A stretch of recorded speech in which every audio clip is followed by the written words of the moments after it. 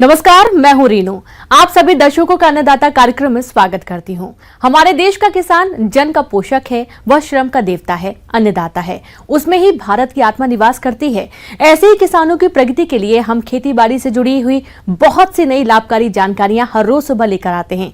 तो चलिए कार्यक्रम शुरू करने से पहले देखते हैं आज क्या है अन्नदाता में। झारखंड में सहजन की खेती की असीम संभावनाएं हैं। यहाँ का मौसम और यहाँ की मिट्टी भी सहजन की खेती के लिए काफी अच्छी है।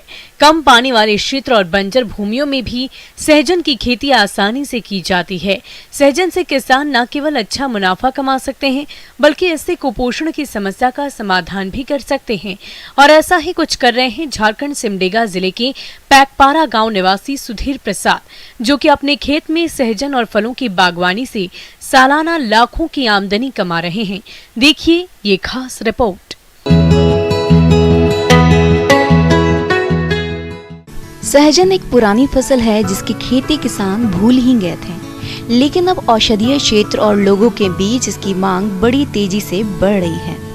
इसी मांग को देखते हुए सिमडेगा जिले के पैकपारा गांव निवासी सुधीर प्रसाद ने सहजन की खेती की शुरुआत की और आज 1 एकड़ क्षेत्र में इसकी खेती करके ये सालाना लाखों की आमदनी कमा रहे हैं। देखिए, आज के युग में बहुत भारी बीमारी वगैरह सारा कुछ हो रहा है लोगों को। मैंने पढ़ा था बहुत जगह यूट्यूब वगैरह में या गूगल से कि भाई इससे बहुत ज़्यादा फ़ायदा है। यही सोच के मैं महाराष्ट्र से बीज मंगा के इसका कोशिश कर रहा हूँ कि यहाँ के लोगों को मुनगा का सारा चीज़ मैं दे सकूँ और अपना भी कुछ आर्थिक गति होगा इसमें। सुधीर ने बताया इसकी नई किस्में आज विकसित हो चुकी हैं, जिनकी उन्नत तरीके से खेती करने पर ही अच्छा लाभ मिलता है। इन्होंने महाराष्ट्र से इसकी उन्नत किस्मों को मंगवाकर सहजन की खेती प्रारंभ की। सहजन औषधीय गुणों से भरपूर है। सहजन में 300 से अधिक रोगों के रोकथाम के गुण होते हैं। इनमें 92 तरह के मल्टीविटामिन, 46 तरह के एंटीऑक्सीडेंट, 36 तरह के दर्द निवारक और 18 तरह के एमिनो एसिड मिलते हैं। कुपोषण और एनीमिया रोग में सहजन फायदेमंद होता है। लोगों को आके देख के लगाना चाहिए, कोशिश करना चाहिए यहाँ कि भाई यहाँ कितना अच्छा हो रहा है हमारे क्षेत्र में। ये इसको ज़्यादा पानी का भी जरूरत नहीं है, मेहनत भी कम है, सस्ता खेती है और अच्छा से इसको मार्केटिंग किया जाए तो बहुत अच्छा प्रॉफिट होगा किसानों को।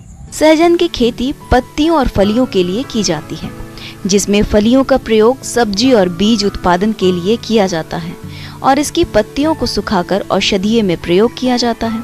सहजन की खेती की सबसे बड़ी बात ये है कि ये सूखे की स्थिति में भी कम से कम पानी में भी जिंदा रह सकता है और कम गुणवत्ता वाली मिट्टी में भी ये पौधा लग जाता है।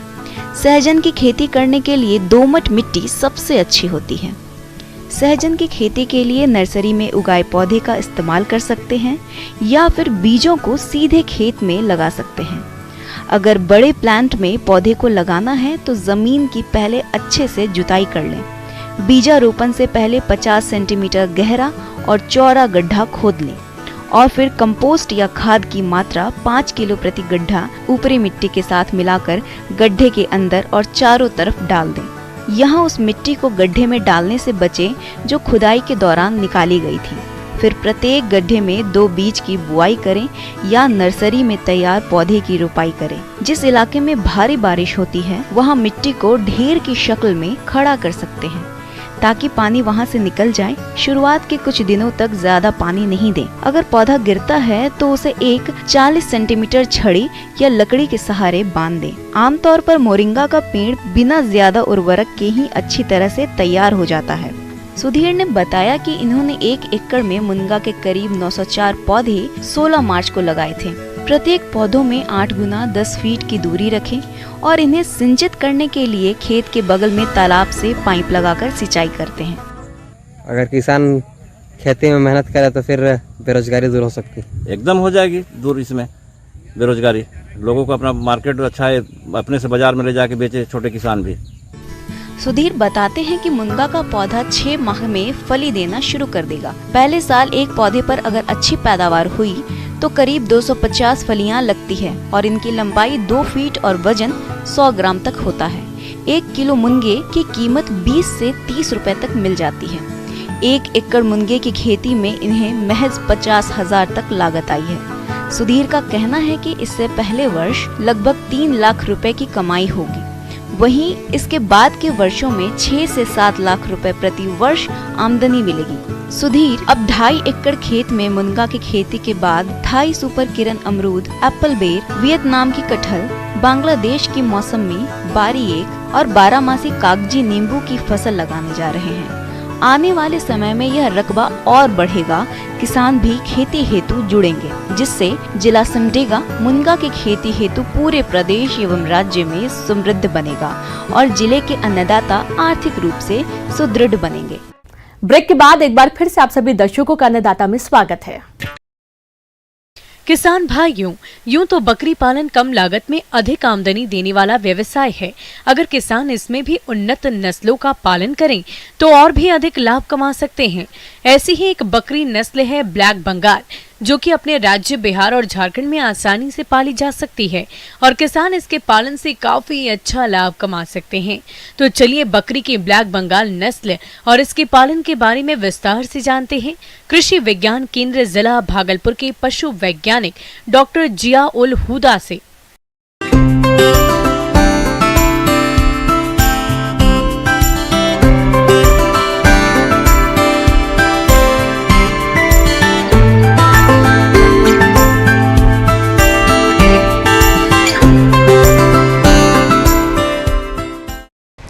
बकरी पालन, राष्ट्रपिता ने बकरी को गरीबों की गाय और वर्तमान परिवेश में वैज्ञानिक इन्हें गरीबों का एटीएम के नाम से संबोधित करते हैं।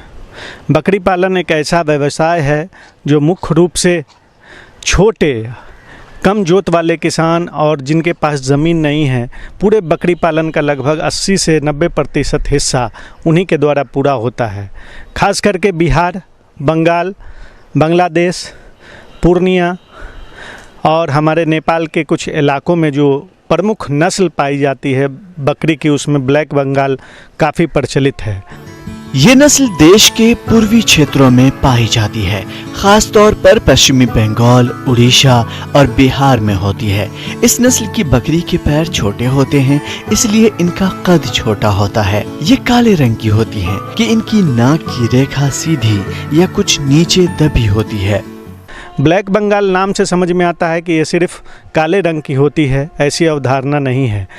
80% ब्लैक बंगाल बकरियां बिल्कुल काले रंग की होती हैं और 20% सफ़ेद और हल्के लाल भूरे रंग की होती हैं।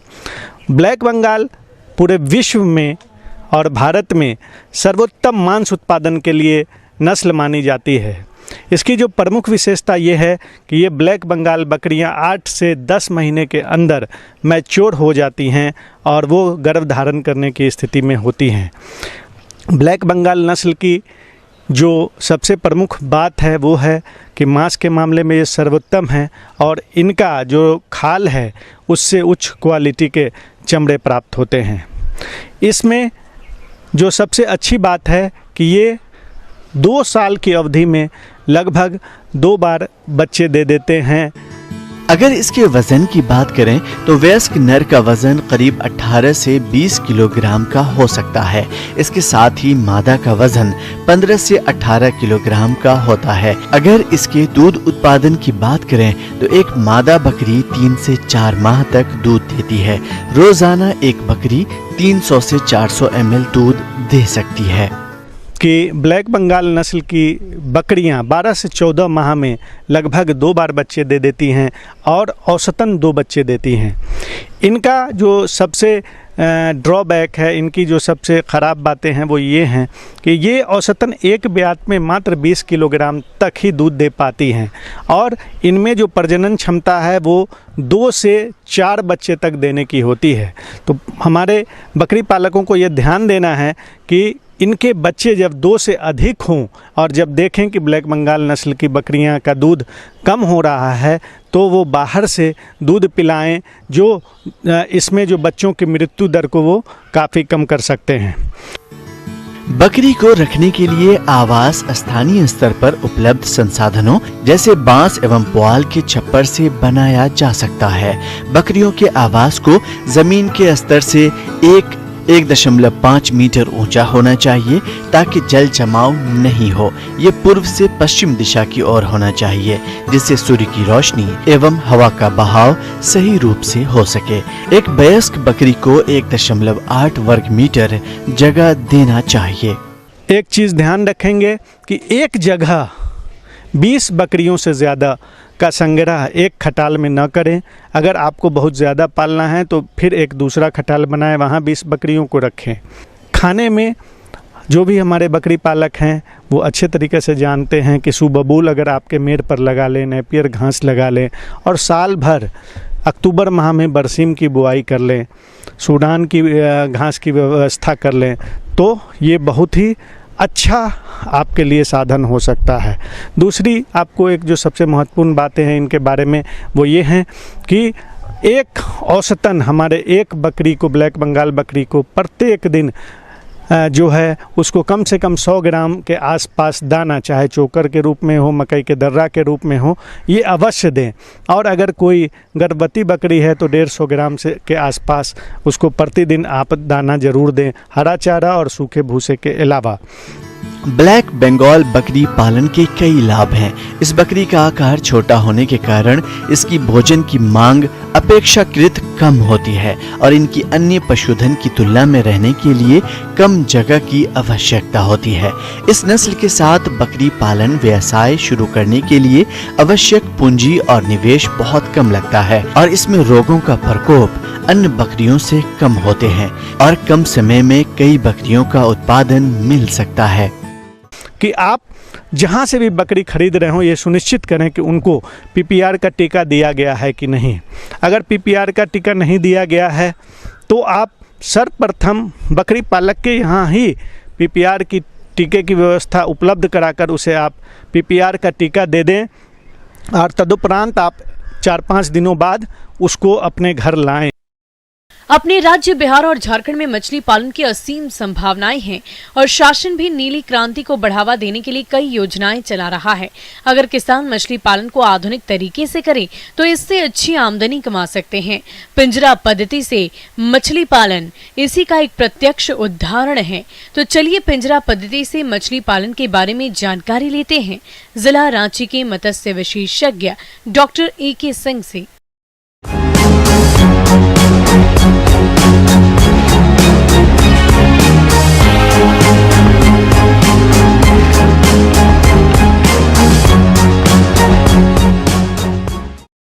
किसान भाई, मछली पालन के बारे में आप जानते हैं, ये आपके लिए कोई नई विषय नहीं है और आज तक आप तालाब पोखर में मछली पालन करते आ रहे हैं। जलाशय में पिंजरा में मछली पालन का प्रचलन काफ़ी तेज़ी से बढ़ा है। होता ये, जैसे कि आप जानते हैं, जलाशय काफ़ी बड़ा होता है। यदि आप इसमें मछली का बीज डालते हैं तो वो बीज कहाँ तक चला जाएगा, वो मछली बड़ी होकर कहाँ कहाँ चली जाएगी, आप उसे पकड़ नहीं पाएंगे। इसलिए एक पिंजरा लगाया जाता है जो कि अलग अलग आकार का हो सकता है, अलग अलग साइज़ का हो सकता है। एक जाली से उसको घेर के बनाया जाता है और वो पानी के ऊपर तैरता रहता है। अब इस पिंजरे में यदि आप बड़े आकार के मछली का बीज इसमें डाल दें तो उसे रहने के लिए पानी तो मिल ही जाएगा। मछली का जीवन जो है वो पानी ही है, उसे पानी तो चाहिए ही। साथ ही साथ जो पानी में मछली का प्राकृतिक भोजन है वो उस जाली के छिद्र से भी अंदर आते रहेंगे और मछली उसको खाते रहेगी। अगर आप मछली को कुछ खाना भी दे रहे हैं तो वो जाली के अंदर रहेगा, पिंजरे के अंदर रहेगा और खाना वो दूर दूर भी नहीं जाएगा, मछली उसका समुचित उपयोग कर सकेगी। इस तरह से आप जो मछली को खाना देंगे वो आप ही के द्वारा पाली गई मछलियों द्वारा ही खाई जाएगी। जो पिंजरा का साइज जो रहता है, जो आकार होता है, ये लगभग 4 मीटर बाई 4 मीटर का होता है। इस तरह से कई सारे पिंजरों को एक साथ मिलाकर उन्हें बैटरी कहा जाता है, जो 4, 16 या 20 कितना भी आप पिंजरा लगा लें। अलग अलग देशों में आप देखेंगे कहीं कहीं गोल पिंजरा भी लगाया रहता है, चरकूट भी पिंजरा होता है। तो ये आपकी सुविधा के अनुसार है, आपके यहाँ जो सामग्री उपलब्ध है और जैसी आपकी सुविधा है आप पिंजरा उस तरह से बना सकते हैं और इसमें मछली पालन कर सकते हैं। केज के निर्माण में जरूरी सामग्री। फ्रेम।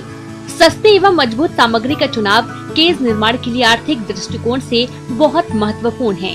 केज के फ्रेम के निर्माण के लिए साधारणतः GI पाइप का उपयोग किया जाता है। फ्रेम को नट बोल्ट से फिक्स कर दिया जाता है। फ्लोट। फ्रेम को मजबूती एवं पानी में फ्लोट करने के लिए या तो स्टील के ड्रम या प्लास्टिक के ड्रम का उपयोग किया जाता है। ये ड्रम 12 मीटर लंबे एवं 8 मीटर चौड़े ड्रम की आवश्यकता होती है। सिंकर, स्थानीय पत्थर या सीमेंटेड संरचना जो भारी हो को नायलॉन रस्सी द्वारा सभी किनारों से लटका दिया जाता है, जो केस के आकार को बनाए रखता है। एंकर, 40 से 50 किलोग्राम के पत्थर या सीमेंटेड संरचना को एंकर के रूप में उपयोग किया जाता है।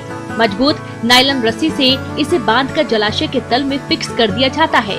एंकर केस को सही स्थान पर जकड़ कर रखता है ताकि केस को जलाशय में ज्यादा चलाचल नहीं हो। जाल, साधारणतया HDEP या नायलॉन निर्मित जाल का उपयोग बड़ी मछलियों के उत्पादन के लिए किया जाता है।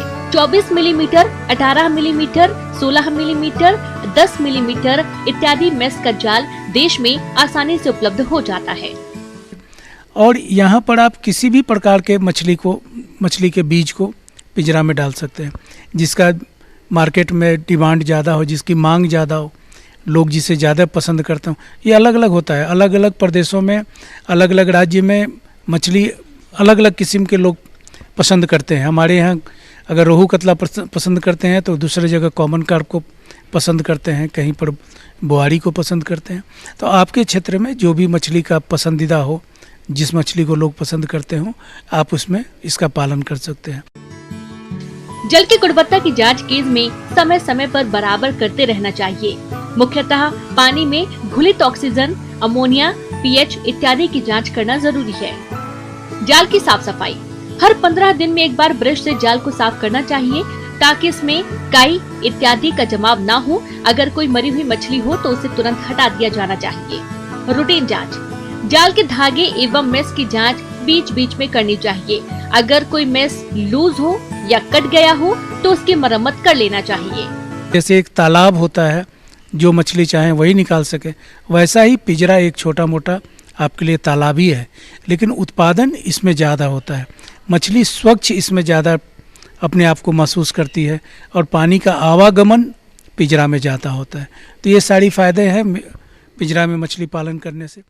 आगे और भी है खेती बाड़ी से जुड़ी बहुत सी रोचक जानकारियां। यहां रुकेंगे एक और छोटे से ब्रेक के लिए। मौसम विभाग की रिपोर्ट पर साप्ताहिक कृषि सलाह इस प्रकार है।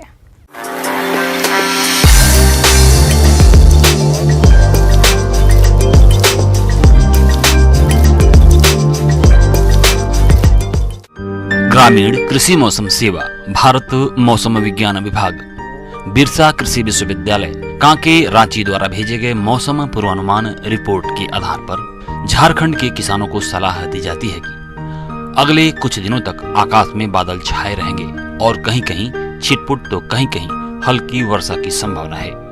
12 अगस्त को भारी वर्षा की संभावना है। ऐसे में इन क्षेत्रों के किसान भाइयों को सलाह दी जाती है कि जो किसान भाई आगात आलू या हरा मटर की खेती करना चाहते हैं वे उत्तम बीज, खाद और उर्वरक आदि का प्रबंध कर लें। ऊपरी जमीन के प्रति खेत में इस समय मौसम अनुकूल रहेगा। मौसम अनुकूल रहने पर कुल्थी, सरगुजा या विभिन्न सब्जियों की बुआई करें।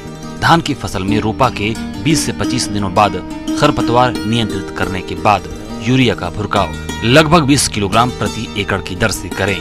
किसान अपने रोपे गए फसल की समुचित देखरेख करे, क्योंकि ऐसे मौसम में फसल में विभिन्न प्रकार के कीट और रोगों के आक्रमण की संभावना बहुत अधिक रहती है। फसल में दानेदार कीटनाशी दवा कारटाप हाइड्रोक्लोराइड 4G की 10 से 12 किलोग्राम मात्रा प्रति एकड़ का भुरकाव करने से फसल को विभिन्न कीटों से सुरक्षा मिलेगी। दानेदार कीटनाशी दवा के भुरकाव के समय खेत में कम से कम 2 सेंटीमीटर पानी स्थिर होना चाहिए।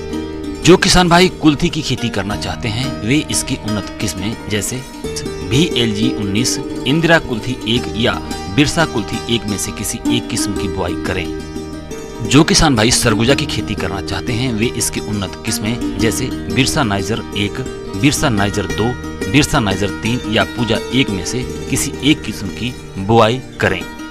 मवेशियों के हरा चारा के लिए इस समय किसान भाई मकई में अफ्रीकन टाल या J1006 की बुआई करें।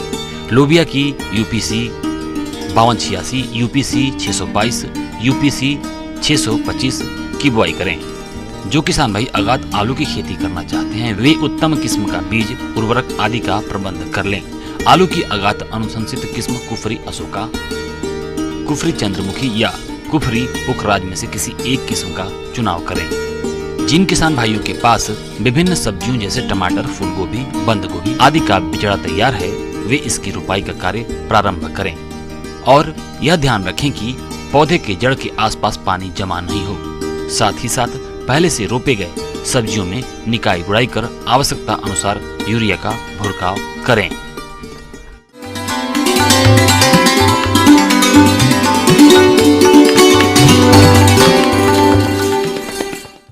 आइए जानते हैं अन्नदाता निःशुल्क फोन के माध्यम से पूछे गए समस्याओं का समाधान। आज की अन्नदाता हेल्पलाइन में हमने जिस प्रश्न को शामिल किया है उसे पूछा है गांव नरसास, जिला दरभंगा के रविंद्र कुमार ने। आपने कद्दू वर्गीय फसलों में लगने वाले रोगों की रोकथाम के बारे में जानकारी चाहिए है, तो इसके लिए देखिए कार्यक्रम का यह अंश। कि जो आपकी लत्तीदार सब्जियां हैं जैसे नेनुआ, झींगी, करेला, खीरा, ये सब जो लत्तीदार फसल है इसमें आप किसान भाई देखेंगे कि जहाँ पानी का जमाव है, अगर आप तो वहाँ पे अगर पौधे हैं और फल लगा हुआ है तो देखिएगा फल में सड़न की समस्या आती है, पत्तियों पे झुलसा रोग का प्रकोप होता है। अब इस सब तरह का जो लक्षण अगर किसान भाई आपको देखने में आते हैं फसल में, तो एक दवा है कवच, ये बाजार में उपलब्ध है।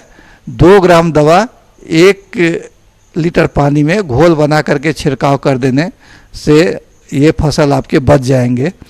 दोनों जो बीमारी मैंने कहा कि एक तो फल सड़न और दूसरा मैंने कहा झुलसा रोग, इससे आपके फसल जो है सुरक्षित हो जाएंगे ये दवा अगर आप छिड़काव करते हैं तो। कद्दू वर्गीय सब्जियों में एक मुख्य रोग है फ्यूजेरियम विल्ट, उकटा रोग। ये रोग एक मृदा जनित फफूंदी फ्यूरोजियम स्पीसीज से होता है। इससे प्रभावित पौधा मुरझाकर सूख जाता है, पौधे की जड़ें और भीतरी भाग भूरा हो जाता है। इससे पौधे की वृद्धि रुक जाती है। स्पष्ट लक्षण फूल आने व फल बनने की अवस्था में दिखाई देते हैं। कभी कभी तो पूरा पौधा सूख जाता है। रोग की रोकथाम के उपाय, इसके लिए रोग रोधी किस्मों की बुआई करें। भूमि का सूर्यकरण करने पर भी इस बीमारी को कम कर सकते हैं। बुआई से पूर्व बीज की कार्बोडाइजम 2 ग्राम प्रति किलो बीज की दर से उपचारित करें और बीमारी के आने के बाद पौधे की ड्रिंचिंग करके फसल को उकटा रोग से बचा सकते हैं। किसान भाइयों, इस बात का ध्यान रखें कि दवा का छिड़काव फल तुराई के बाद करें और दवा छिड़काव के 1 सप्ताह बाद ही सब्जियों की तुराई करें। इस प्रकार से किसान भाई फसल को रोगों से होने वाले नुकसान से बचाकर अच्छी उपज लेकर अच्छा मुनाफा कमा सकते हैं। एक नजर डालते हैं राज्य के कुछ मंडियों के प्रमुख फसलों के बाजार भाव पर।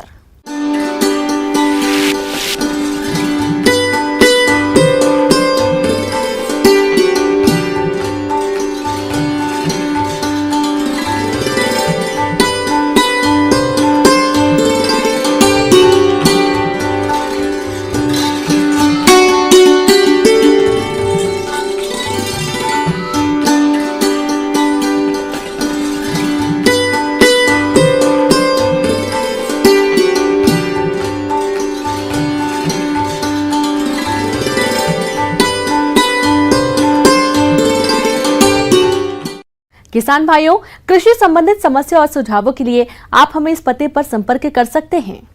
प्रोड्यूसर अन्नदाता news 18 Bihar Jharkhand, Ramoji film city Hyderabad 501512। साथ ही आप हमें ईमेल भी कर सकते हैं। हमारा ईमेल है p18annadatabihar@nw18.com। इसके अतिरिक्त आप हमें निःशुल्क हेल्पलाइन नंबर 1800889216 पर सोमवार से शनिवार सुबह 10 बजे से शाम 4 बजे के बीच संपर्क कर सकते हैं। अब समय हो रहा है आपसे विदा लेने का। कल फिर मुलाकात होगी कृषि से जुड़ी महत्वपूर्ण जानकारियों के साथ। नमस्कार।